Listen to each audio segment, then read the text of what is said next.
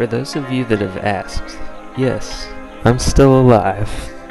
It's hard to believe it's already been 4 years since I last posted a video of the AE86. A lot has changed since then, and considering I still receive comments asking for updates, I decided it was finally time to make this video. As you may have already guessed from the title of the video, I sold the Corolla, almost 3 years ago actually.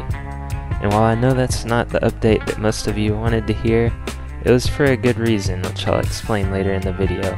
But first, I'll show the last few changes I made to the car before selling it. I started by importing a set of one of my all-time favorite wheels, Hayashi Techno Racing TRVs.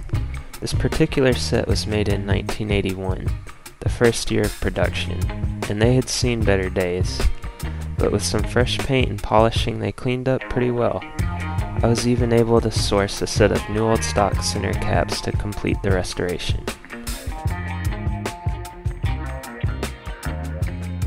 The final piece I wanted for the exterior was a Koki trunk garnish.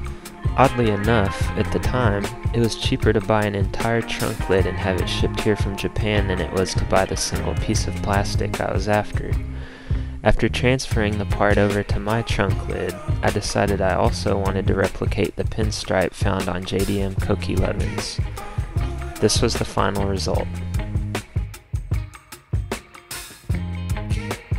The last major change I made to the car was in the interior.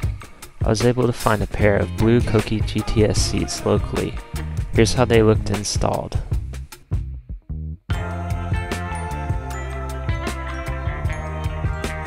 And with that, here are some of the final pictures I took of the car before selling it.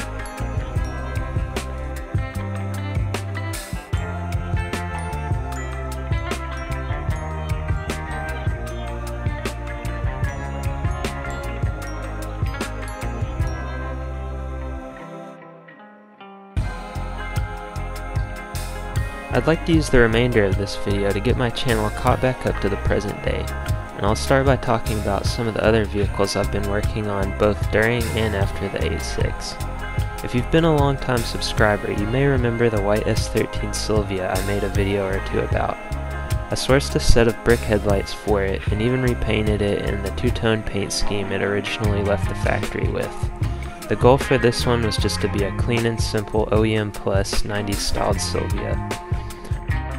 Around this same time, I also had a 2004 Scion XB that I was using for a daily driver. Not a ton was done to this one, just coilovers and a set of Watanabe wheels. Shortly after, I had a couple Scion FRSs, both a 2013 red one and a 2016 orange one. I enjoyed the chassis but never really came to like the Subaru Boxer engine and ultimately decided that these weren't for me. After the FRSs, I had two different Ford Fiesta STs, a 2016 and a 2019. I also picked up a 1996 Mazda Miata to use for autocross. The first year I raced it stock in E Street, and the following year I made a few modifications and raced it in the STR class. Somewhere in the middle of all that, I bought a 1990 Ford F-150 4x4 with a 302 V8 and manual transmission. Not really sure why I bought this, but it was fun to drive around for a little bit.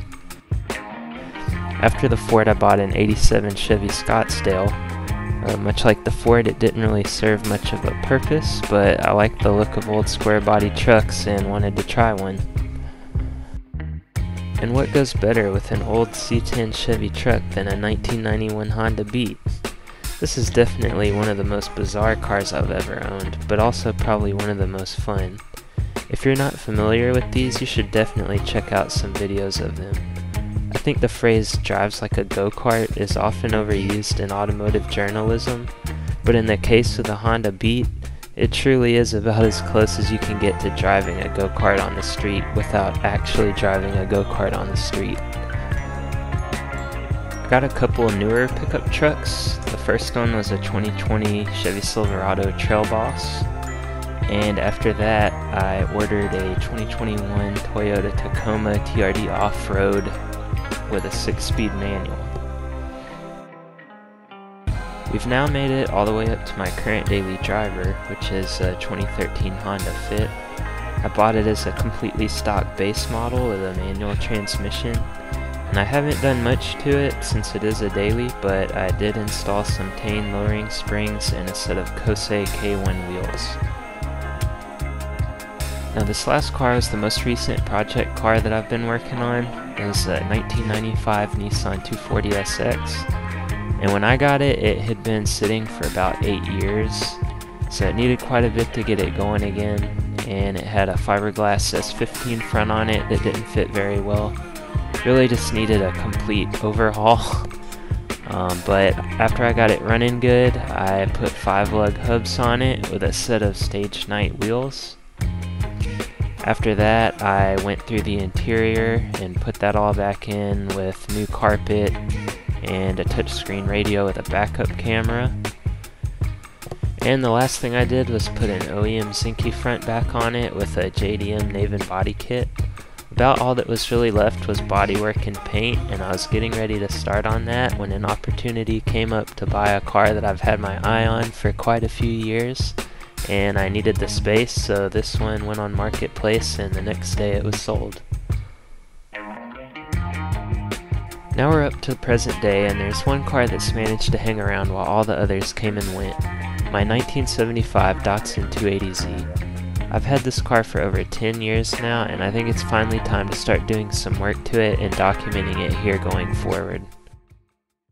Oh yeah, and there's a 36,000 mile S13.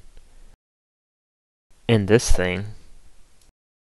Don't forget to like and subscribe so you can stay caught up with the latest videos. And let me know in the comments which car you're most excited to see more of on the channel.